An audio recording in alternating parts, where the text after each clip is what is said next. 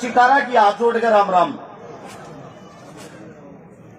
जहां भी अपनी खापों के प्रोग्राम होते हैं, सबसे बड़ा चिंता का विषय एक रहता है, जितना जो यूथ है, युवा, वो कम होता जा रहा है। और जो हमारे बुजुर्ग हैं, जिन्होंने हमारे लिए सदियों से लड़ाई लड़ी, आज भी वही लड़ाई लड़ रहे हैं। बड़ी चीज ये है, हमारे खाप में इतनी बड़ी बड़ी ताकतें, इतने बड़े बड़े योद्धा हुए हैं, जो आजकल के बच्चों को जिनका पता ही नहीं। हाल फिलहाल जहां हम बैठे हैं, आप लोगों को बता दूं, दिल्ली के चारों तरफ से एक ताकत को बसाया गया था, जिस ताकत का नाम था जाट।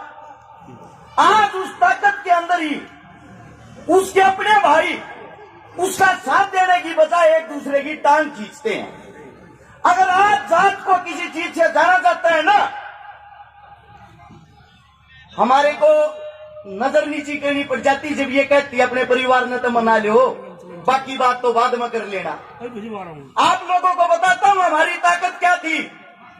औरंगजेब जब दिल्ली के दरबारों में बैठता था, गौ हत्या करता था, बहन बेटियों की इज्जत लूटता था, हमारे धर्म के साथ खिलवाड़ करता था, उस वक्त पंजाब से चल के गुरु तेग बहादुर अपने धर्म के लिए लड़ने के लिए आया। जब वो यहां दिल्ली पहुंचा, उसको बंदी बना लिया। बंदी बनाने के बाद उस औरंगजेब हत्यारे ने उसको बोले, या तो मुसलमान धर्म अपना, वरना तेरे भाइयों के तेरी आंखों के सामने मार दूंगा। उसके 3 भाइयों को, सतीदास, मतीदास और डाला, तीनों भाइयों को उसके सामने मार देता है।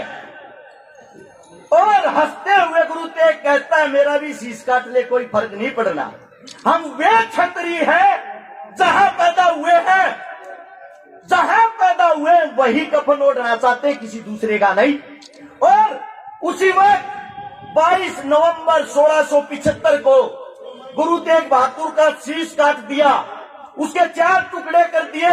और औरंगजेब ने फरमान सुनाया, दिल्ली के चारों गेटों पर इस गुरु को लटका दो, चारों हिस्सों में काट के चारों को लटका दो, ताकि यहां आने वाले हिंदुओं को पता लगे ये तुम्हारा गुरु था।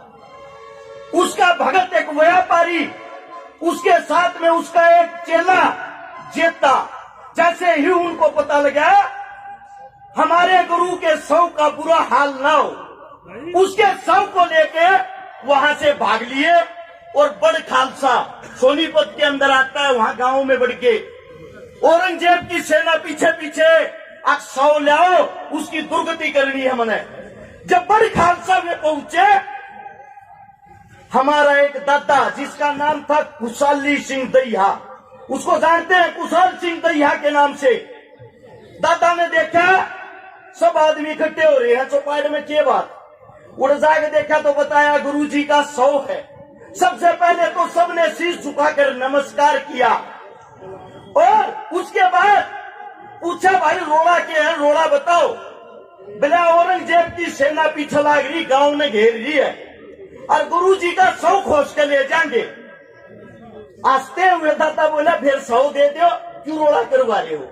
सब कड़वी आंखों से दादा की तरफ देखते, दादा कैसी बात कर रहे हैं। अरे बिना मूर्खो, गुरु जी की शक्ल देखो और मेरा मुंह देखो, एक सा है कि नहीं। दादा की जगह मेरा शीश काट के दे दो। सबकी आंखें फटकी, दादा कैसी बात कर रहा। उसके बाद उस दादा ने अपने पुत्रों को, अपनी औलाद को, अपनी संतान को ये कहा, मेरा शीश तुम काटोगे और मेरा शीश तुम काटकर ये दिखाओगे जाट की तरह बलवान होता है। और आज के वक्त, आज एक ऐसा वक्त आ गया, आप ठोकरों में रुड़ गए हो, आप ठोकरों में रुड़ गए हो। मैं पहले तो आप लोगों को बताता हूं, उस शव को लेके मुसलमान खुश हो गए, दादा को लेके चले गए, और उस गुरु जी के शव को आनंदपुर साहिब पहुंचा गया, उसका अंतिम संस्कार किया गया। हमने हमेशा दूसरों के लिए कुर्बानियां दी है, लेकिन समस्या में नहीं, समस्या हमारे खुद में है। बदलाव हम अपने खुद में नहीं करना चाहते। 1832 में सबसे पहले शराब की दुकान खुली थी बंगाल में। 1832 में फ्री शराब पिलाते थे अंग्रेज। शराब पीने में मजा आ गया।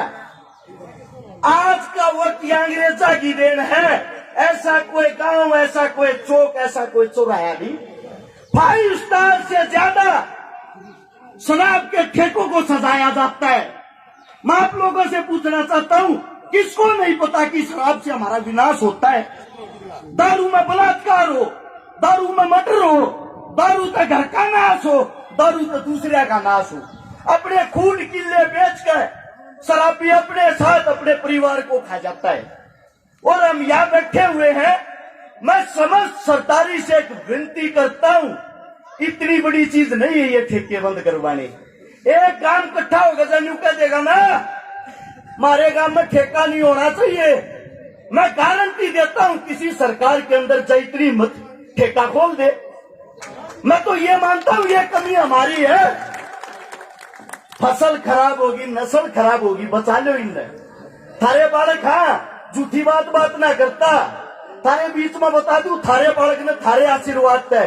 ये 2 साल में 258 तो छोरी व्याधि, जिनका ना भाई था ना बाप था। 28 करोड़ रुपए की नगद मदद कर दी लोगों की, गरीब आदमियों की। 1400 परिवारों को बसा दिया। 129 आंदोलनों में भागीदारी कर ली। टिकैत साहब आप तो जा चुके हैं, हमारे पिता सम्मान है। उनसे पूछना, जो जब ये किसान आंदोलन चला सबसे पहले बैरिकेड तोड़ने वाला सिंगू बॉर्डर पे मैं ही था। मेरी टीम के साथ सबसे पहले चोट मेरे को लगी थी।